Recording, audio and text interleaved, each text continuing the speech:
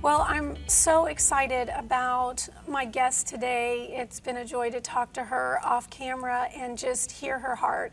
In fact, let me read to you the opening line on her website. It says, "There is hope in the midst of an unplanned pregnancy." And my prayer is that no matter where you are in the journey, that you today, after watching this interview, will know there's hope for you.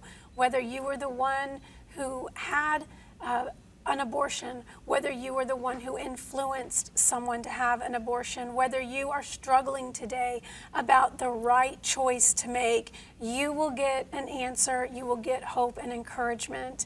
And we have a new era that we are in right now, and the church must rise up, and the church must get in position. The church must be the solution to so many society ills, and I think today's program is going to set us up to pray, to care, to open our hearts, to heal, and to let the secret out. So my guest today is Donna Grisham. Thank you so much for being here. Thank you, Jen, awesome. for having me. I think the best place to start is just your story, because there was a time that you didn't believe the way that you believe right now. So take us back to a 16-year-old girl.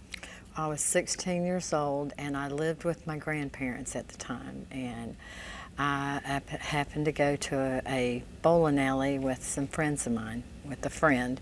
Her parents picked us up, and we went to the bowling alley, and we were bowling, and she started talking to two guys next to us, and she was talking to this one guy, and she really was interested in the guy, and so they asked us to go riding, asked her, and so she came over to me and she said, you know, they want us to go riding, and I told them, I said, I can't do that, because before her parents picked us up, or picked me up, my grandmother told me not to leave the bowling alley.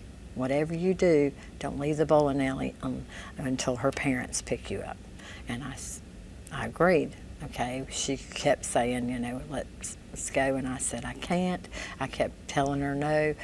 Finally, the peer pressure at 16, I just gave in, and I went with her, and we went to pick up the guy that she was interested in, his truck, and as she got out of the truck, I went to get out also, and she said, she said, he'll take you back to the bowling alley. And I said, no, I don't want to. I want to stay with you.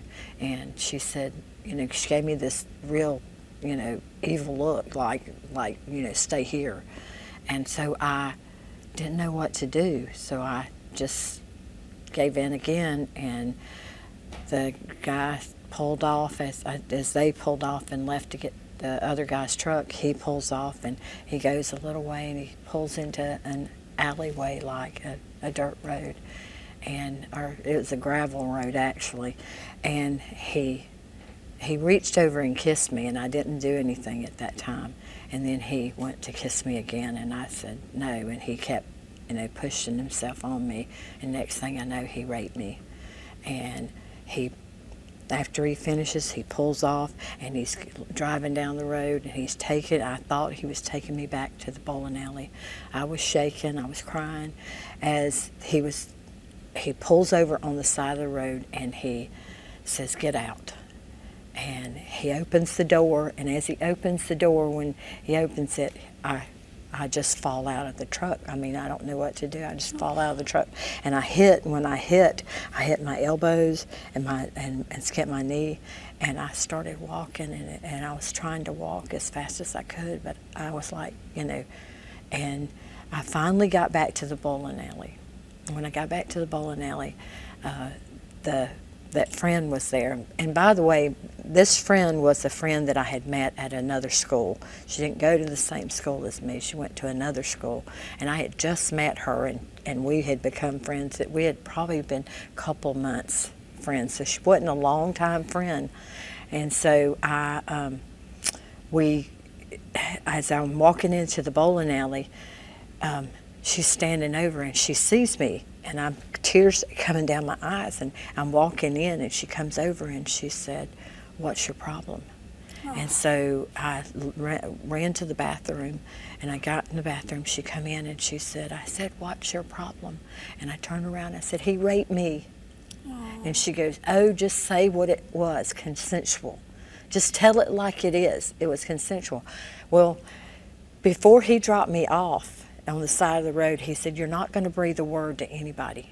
He said, because first of all, nobody's going to believe you. He said, and second, you're going to be the one in trouble. He said, your grandmother told you not to leave. So when I was talking, when she was talking to me and I was telling her that I couldn't go, he was listening to everything we were saying. So he used it against me. So he tells me that I'm in the bathroom with her. She's saying, just say at all. I was like, wait a minute. He's right. She don't even believe me. How, and so I kept the fear of I'm going to be in trouble. It's all my fault. This is my fault. I wouldn't have gotten raped if I didn't disobey. That was the thing. Yeah. And I talk to young girls, and there's times where, we've got to you have to listen to your parents. Yeah. They know what's best for you. Yeah. They have antennas. My grandmother did not have any idea that was going to happen. No. But God did. Yes. And there's a warning to everything in our life. Yes. Now God did not cause that to happen. No. But had I listened, I might not have been in this shape. But God, I love it because, I tell people, we all have a story. Yes. My story is the things I've went through. Your story is the things you've went through, But when God intervenes in our story, it becomes a redemption story. Yes,